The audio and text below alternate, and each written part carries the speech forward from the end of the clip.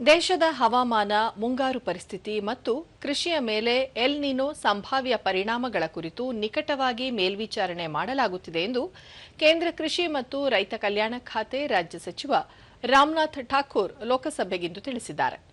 ಲಿಖಿತ ಉತ್ತರದಲ್ಲಿ ಅವರು ಭಾರತೀಯ ಹವಾಮಾನ ಇಲಾಖೆಯ ಸಹಯೋಗದೊಂದಿಗೆ ಪರಿಸ್ಥಿತಿಯನ್ನು ಅವಲೋಕನ ಮಾಡಲಾಗುತ್ತಿದ್ದು 15 ರಾಜ್ಯಗಳ 342 ಜಿಲ್ಲೆಗಳಲ್ಲಿ ಸಾಮಾನ್ಯಕ್ಕಿಂತ ಕಡಿಮೆ ಮಳೆಯಾಗಿದೆ.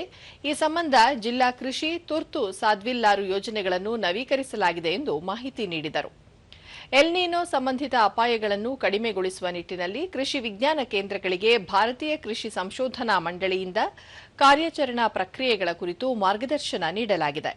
ಜಲಾಶಯಗಳಲ್ಲಿರುವ ನೀರಿನ ಸೂಕ್ತ ಬಳಕೆ ಮತ್ತು ಸಮರ್ಥ ನೀರಾವರಿ ಪದ್ಧತಿಗಳ ಕುರಿತು ಸಲಹೆ ನೀಡಲಾಗಿದೆ ಎಂದು ತಿಳಿಸಿದರು.